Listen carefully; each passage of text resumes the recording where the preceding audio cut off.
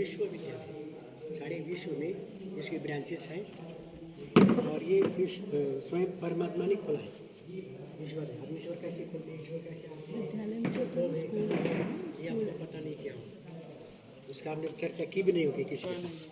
तो इसके पहले हमें हमारा परिचय होना बहुत आवश्यक है। जैसे हमको कोई कपड़ा लाना है, कोई धान लाना है, अनाज लाना है, हम कहाँ जाएंगे? धाने की दुकान में। कपड़े की दुकान में अनाज नहीं मिलेगा, सोना कपड़े की दुकान में नहीं मिलेगा, जहाँ जो चाहिए वहाँ ही जाना पड़ता है। ऐसे आप भगवान भगवान कहते हैं, ईश्वर कहते हैं, किस लिए? कि उसके पास ही सुख है, शांति है, आनंद, प्रेम, ज्ञान, गुण, शक्तियाँ हैं। सुखों की बाजार में मिलने की चीज़ नहीं है। बात राइट है। और सुख तो सभी को चाहिए, चाहिए कि नहीं? बिल्कुल चाहिए। दीदी आपको हैं? इतना चाहिए? बहुत बहुत का मतलब क्या है? बहुत आज दुनिया में टाटा बिरला भी है, जानते हैं आप लोग। तो वो भी, उनकी भी इच्छा है कि मुझे और भी धन मिले। तो वो कितना मिले?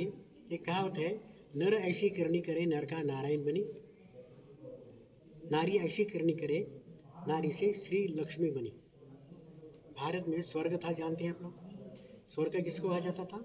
जहाँ सोने की ईंटों से बनाए गए महल थे, हर एक के सर पे सोने के ताज थे, गले में हीरों की मालाएं थी, कपड़े भी सोने के धागे से बनाए गए थे। इतनी संपन्नता थी और वैसा हमें बनना है। और गुरु लोग, संत लोग, ऋषि लोग हमें कहते भी है, मूर्ति को देख करके कहते हैं, लक्ष्मी के, नारायण के, कृष्ण के, राम की, इनकी मूर्तियों को देख करके कहते हैं कि वो हम सो वो हम थे और हमें फिर से ऐसा बनना है।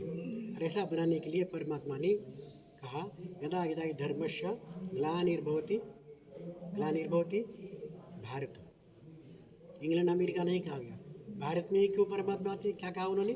जब जब भारत में अति धर्म ग्लानि होती है, पाप होती है, तब मुझे आना पड़ता है। क्यों? परित्राणाय साधूनां विनाशाय च दुष्कृताम्। ऐसे दुष्ट कर्मों का विनाश कराने के लिए और सतयुग की स्थापना करने के लिए, श्रेष्ठ युग की, स्वर्णिम दुनिया की स्थापना करने के लिए मुझे आना पड़ता है। अब उसके कहे अनुसार हमने अगर किसी को बोला, घर में आपने बोला होगा ना किसी को, मैं अभी 2-4 दिन जा रहा हूँ माउंट आबू वगैरह, चौथे दिन 5वें दिन आऊँगा, आप जाते हो।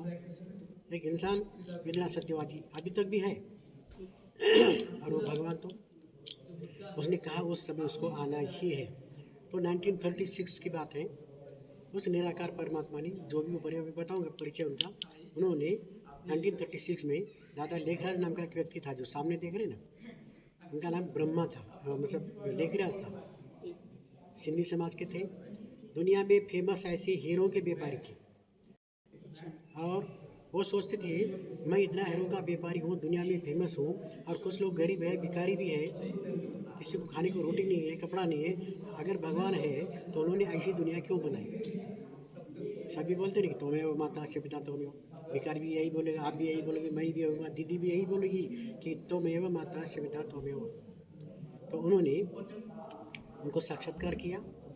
वो जब अपने ध्यान के कमरे में बैठी थी, उनको साक्षात्कार हुआ, लाल ज्योति के आकार वाला प्रकाश, आप ही उनकी नजरों से लाल किरणें निकल रही है और सारा कमरा लाल रंगों से भर गया है और उनका शरीर पूरा हल्का हल्का हल्का हल्का, जैसे कि विमान में जैसे उड़ रहे ऐसे उड़ रहे, ऐसा प्रैक्टिकल उनको अनुभूति हो रही है। अब थोड़ी देर के बाद उन्होंने अपने गुरु किए थे कि भिखारी क्यों है, गरीब क्यों है, भगवान कौन है, उन्होंने ऐसा क्यों बनाया, इसलिए गुरु किए थे। उनको पूछेंगे, अब भगवान को प्राप्त करेंगे और भगवान को पूछेंगे। लेकिन 12 गुरु करने के बावजूद भी उनको ज़रा भी अनुभूति नहीं हुई। लेकिन ये जो पीरियड है, सोमवार कब आएगा, कल आएगा, शनिवार परसे आएगा ना, उसका एक रूटीन है, रूटीन के बाद ही वो शनिवार आएगा। ऐसे ही एक कलयुग के बाद विनाश होके सतयुग आने वाला है। सतयुग था भारत में, त्रेतायुग, द्वापर युग और कलयुग, ये 4 युग। जैसे जैसे दिन जाता है रात आने ही वाली है, 100% रात आएगी ना, अभी फिर से क्या होगा, दिन होगा, फिर से रात, फिर से दिन, ये चलता ही रहेगा, इसमें कोई चेंज होने वाला ही नहीं। इसका ही मतलब इस कल्प में चेंज होने वाला नहीं। 7 दिन का सप्ताह, 4 सप्ताह का महीना, 12 महीने का वर्ष, 1250 वर्ष का एक युग, और ऐसे 4 युगों का एक कल्प, जिसकी पुनरावृत्ति होती रहती है। जैसे घड़ी का काटा है 1 2 3 4 12, 1 2 3 4 12, उसका रूटीन कुछ चेंज होने वाला ही नहीं। अगर बंद पड़ गया, बिगड़ गया तो वो बात अलग है। ये सृष्टि कोई बंद पड़ने वाली नहीं, बिगड़ने वाली नहीं है। जब तब तक सूरज चांद है, चलते रहेंगे चलते रहेंगे। तो सतयुग के बाद त्रेता आ गया। सतयुग में क्या था, हम सोने के महल थे, सोने के ताज पहनने वाले थे। अब उसमें जैसे जैसे हम लोग जन्म लिए, हम देवता थे, हमें जन्म लेने के बाद क्या होता है, एक एक